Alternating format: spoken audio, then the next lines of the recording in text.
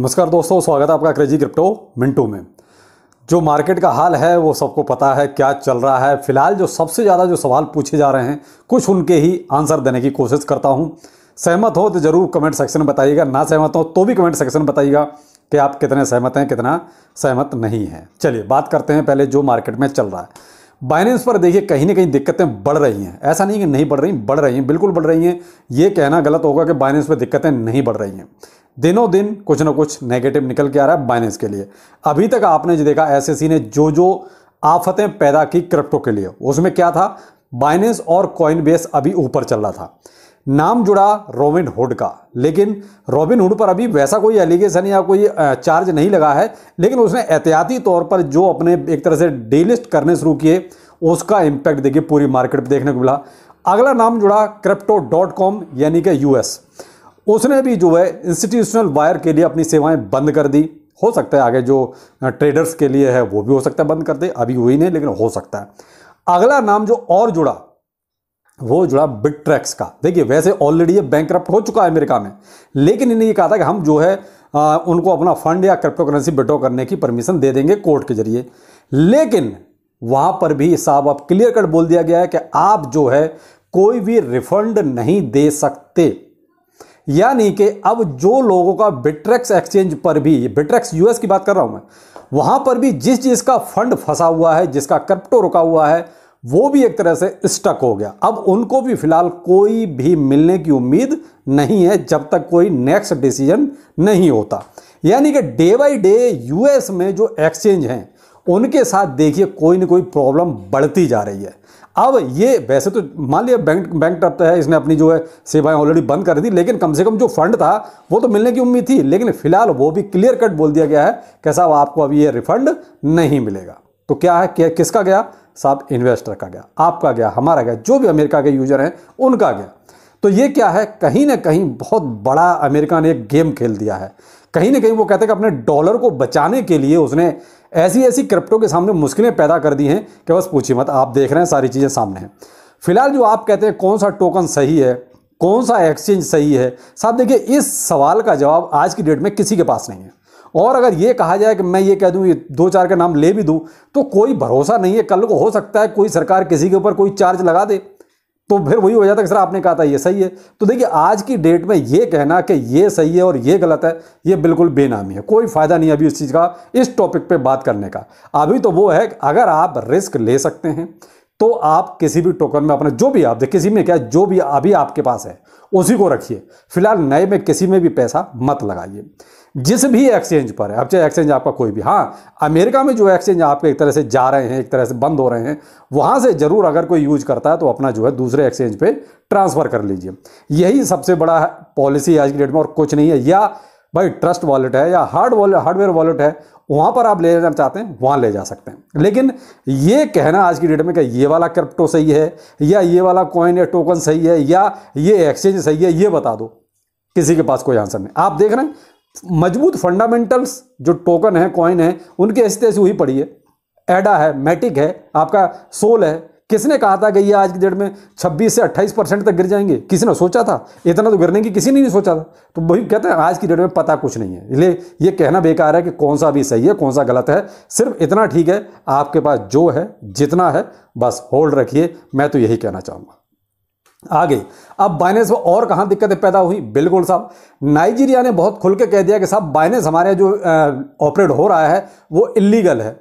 अब एक चीज बताइए, नाइजीरिया ने भी अब इस बात को कह दिया कि साहब इलीगल है, तो वहां का भी एक तरह से पैनिक में आएगा साहब। भाई जो लोग वहां बाइनेंस को यूज कर रहे हैं वो पैनिक में आएंगे। हो सकता है सरकार कोई सख्त कदम जो अमेरिका की तरह उठा ले, हो सकता है वहां नाइजीरिया में बाइनेंस को बैन कर दिया जाए। तो कहीं ना कहीं क्या होगा, वहां से भी एक पैनिक क्रिएट होगा। बेशक वहां यूजर थोड़ा होगा या ज़्यादा होगा, ये तो नहीं पता कि भी नाइजीरिया के कितने लोग जो है बाइनेंस को यूज करते हैं, उसका डाटा नहीं है मेरे पास। लेकिन कुछ भी होंगे, लेकिन क्या है कि मार्केट में पैनिक की सिचुएशन तो पैदा करेंगे ना। जो अभी मार्केट में चल रहा है उसमें क्या है कि आग में घी डालने के बराबर हो जाएगा। एक जो यूके की मैंने आपको जो है अभी शायद कल ही परसों मैंने आपको एक वीडियो दिया था, जिसमें ऋषि सुनक का फोटो लगाओ और कहते हैं क्रिप्टो बैन कर दो, उसमें साहब बिल्कुल उस पर एक कदम सरकार आगे बढ़ गई है। और वो कदम आपका ये है कि साहब रेफर ए फ्रेंड जो स्कीम होती है, यानी हम लोग भी जो कहते हैं रेफर करते हैं, हमारा रेफरल कोड यूज कर लो, वो करके ऐसे इस टाइप में जो है जो भी आप बोनस ट्रांसफर करेंगे वो सब बैन, इलीगल यानी बैन कर दिया। यानी आप इस तरीके से वहां कोई भी बोनस आप रेफर नहीं कर सकते। तो इस पे एक तरह से यूके ने तो बैन लगा दिया। तो ये क्या है, क्रिप्टो में कहीं ना कहीं बहुत ही सख्त कदम धीरे धीरे स्टेप बाय स्टेप आ रहे हैं। अब यहां अमेरिका की चाल और भी बहुत लंबी है। अमेरिका ये चाहता है कि एशियन कंट्रीज जितने भी हैं, अफ्रीकन कंट्रीज जितने भी हैं, वो जो है इसी तरीके से सिक्योरिटीज वाले जो टोकन हैं, जो भी कॉइन हैं, उन पर जो है पाबंदी लगाए, उन पर सेल परचेज को बैन करे। अमेरिका ये चाहता है, लेकिन ये जरूरी नहीं कि सारे देश देखिए अमेरिका की बातें सारी मानेंगे। लेकिन फिलहाल ये नहीं कह सकते कि नाइजीरिया ने जो काम किया है वो अमेरिका के दबाव में किया है, या नाइजीरिया ने अपने भाई नियम कानून के तहत किया है। इस बात का भी कोई खुलासा नहीं हुआ। लेकिन जो भी है फिलहाल तो कुछ ना कुछ बाइनेंस के साथ भी देखिए बहुत ही गलत चल रहा है। और सरकार भी देखा जाए तो ऐसी या यूके जो भी है सब कहीं ना कहीं सब गड़बड़ी कर रहे हैं। और देखा जाए तो अमेरिका ने तो ज़्यादा ही हद कर रखी है। अब कुछ लोग ये कहते हैं सर वो एक लिस्ट जो थी अपनी 67 टोकन्स वाली जो SEC की लिस्ट में है, तो देखिए वो मैंने जो है आपको प्रोवाइड करा दी है, टेलीग्राम पर भी है और ट्विटर पर भी है। जो लोगों जिन्होंने जो है मेरा ये टेलीग्राम या ट्विटर ज्वाइन नहीं किया है तो वो वीडियो को डिस्क्रिप्शन में जो है अवेलेबल है लिंक, वहाँ से आप दोनों ज्वाइन कर सकते हैं। जो भी आपको ठीक लगे, चाहे ट्विटर कर लीजिए या टेलीग्राम कर लीजिए, वहाँ पर आपको वो लिस्ट अवेलेबल है, मिल जाएगी। तो यहाँ देखिए वो टोकन लेने हैं या नहीं लेने हैं। तो मैं आपको यहाँ एक चीज़ कहना चाहूँगा, देखिए अमेरिका में ही केवल अभी ये प्रॉब्लम है, वर्ल्ड वाइड ये प्रॉब्लम नहीं है। आप ये कहोगे अमेरिका में ये खत्म हो रहे हैं तो पूरे दुनिया से ये खत्म हो रहे हैं, ऐसा नहीं है। ये क्या है कि अभी करंट की सिचुएशन ऐसी है कि थोड़ा पैनिक क्रिएट हो गया है। ये सब के सब टोकन देखिए मेरा ओपिनियन है आपके हफ्ते 10 दिन बाद फिर से अपनी एक वही पोजीशन पे आ जाएंगे जिस पोजीशन पर थे। अभी क्या है कि करंट में पैनिक क्रिएट हुआ है, करंट में ये एक्सचेंजों ने डीलिस्टिंग शुरू की है, करंट में सब एक तरह से सेलिंग प्रेशर आया है। इस वजह से आपको इन टोकन्स में जो थोड़ी गिरावट नज़र आ रही है ये केवल उसी की वजह से है। लेकिन आप यहाँ वही है कि भाई रिस्क, आपको रिस्क को देखिए लेना पड़ेगा।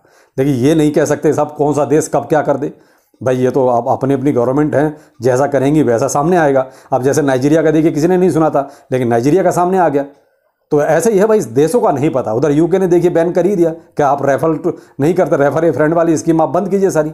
तो ये है भाई देखिए ये नहीं कह सकते। लेकिन हाँ भाई जो अपना कहता है विश्वास होता है, तो उसके जरिए मैं कह सकता हूँ कि भाई जो भी टोकन्स आज की डेट में आपको ये लग रहा है कि हाँ ये थोड़े से पैनिक में हैं, तो मुझे लगता है कि ये US का जो लफड़ा है ये सब जो शांत हो जाएगा 2-4 दिन में, उसके बाद फिर से ये टोकन्स देखिए अपनी पोजीशन पर आ जाएंगे। क्योंकि अभी अमेरिकन के सामने सबसे बड़ी प्रॉब्लम ये है कि उनको कहीं भी ट्रांसफ़र करने की भी सुविधा नहीं मिल रही है, तो वो उसको सेल ही कर रहे हैं। तो सेल करने की वजह से वो कहीं ना कहीं सारा पैनिक हो गया है, इस वजह से प्राइस आपका नीचे आया। और देखिए बहुत बड़ी मात्रा में रॉबिनहुड के पास ये चीज़ होल्डिंग है, तो अब रॉबिनहुड धीरे धीरे जिस भी टोकन को भी डीलिस्ट करेगा तो उसमें देखिए वो पैनिक आता जाएगा। तो अब रॉबिनहुड केवल अमेरिका में ही ऑपरेट करता है, आप ये भी चीज़ देखिए, रॉबिनहुड और कहीं बाहर ऑपरेट होता ही नहीं है। तो ये है कि अमेरिका की प्रॉब्लम है, अमेरिका की जैसे प्रॉब्लम ये सॉर्ट आउट हो जाएगी तो आपको फिर मामला ठीक होता भी नजर आएगा। मैं तो यही कहूँगा जो होल्ड कर सकते हैं वो होल्ड जरूर करें, वो पैनिक में आके सेल ना करेंगे। वो पैनिक में सेल आके करने का मतलब ये है लॉस लॉस और लॉस। बाकी देखिए फंड आपका है, आपने इन्वेस्ट किया है तो आपको ज़्यादा नॉलेज है कि आपको भाई क्या करना है। लेकिन मैं तो यही है, मेरी तो सलाह यही है कि देखिए क्रिप्टो न कहीं गया था न जाएगा, लेकिन यह है जैसा था वैसा ही रहेगा। आगे भी इसकी पॉपुलैरिटी है और पॉपुलैरिटी रहेगी। तो आप ये कहो कि ये बैन हो जाएगा, ख़त्म हो जाएगा, ये पोजीशन मुझे नहीं दिखती है। तो आप देख लीजिए आपके हिसाब से जो ठीक लगता है। बाकी मेरा ओपिनियन अगर जानो तो यही है कि होल्ड करें तो ज़्यादा बेहतर है, क्योंकि इस पोजीशन में सेल करना लॉस लॉस और लॉस ही है। बाकी आप खुद जिम्मेदार हैं, क्या करना चाहते हैं कर सकते हैं। तो चलिए फिर मिलते हैं, नमस्कार।